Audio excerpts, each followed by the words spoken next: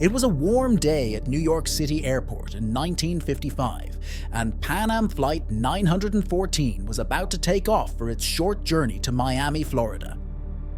There were 57 passengers and 6 crew members on board, all expecting to arrive in Miami in just a couple of hours. The weather was clear, and everything seemed normal as the plane took off, soaring into the sky.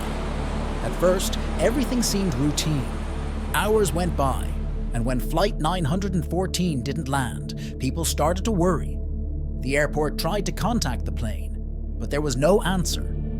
Search teams scoured the skies and seas, looking for any trace of the missing aircraft, but there was none. No wreckage, no distress signals, nothing. It was as if the plane had just vanished into thin air. What was happened to the plane? Where did it go? Did it trapped in a time loop? Days turned into weeks, months, and eventually, the world gave up hope. Pan Am Flight 914 was lost, and the mystery faded into the background. Years passed. On March 9th, 1985. It was an ordinary day at the Caracas International Airport in Venezuela. Air traffic control was business as usual. But then, something strange happened. A plane suddenly appeared on their radar. No warning, no flight plan, just there. Confused, the controller grabbed the radio and tried to contact the unknown plane. Unidentified aircraft. This is Caracas Control. Please identify yourself. The response that came through shocked them all. This is Pan Am Flight 914. We're on our way to Miami.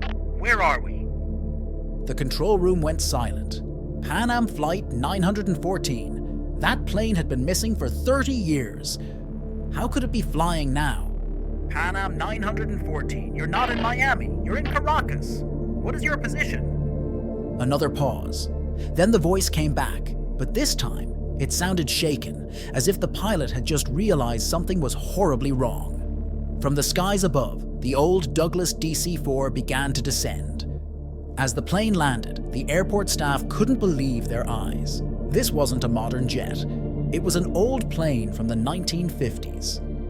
As the plane taxied closer to the gate, the ground crew could see the passengers through the windows. But something was wrong. The passengers weren't calm. They were terrified.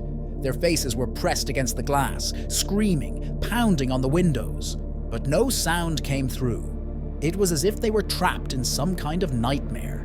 The pilot seemed confused too.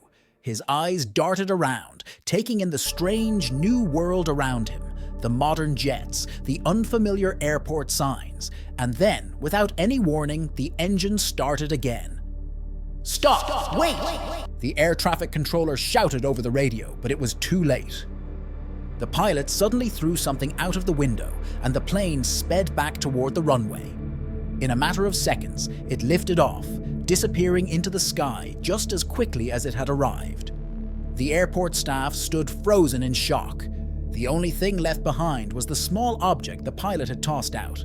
It was a calendar. One of the crew members picked it up. It was old, yellowed with age. The date circled in red? July 2nd, 1955, the day Flight 914 had disappeared. To this day, no one knows what really happened to Pan Am Flight 914. Where had it been for 30 years? How did it suddenly reappear, only to vanish again? The passengers? The pilot? No one knows where they went or what they saw.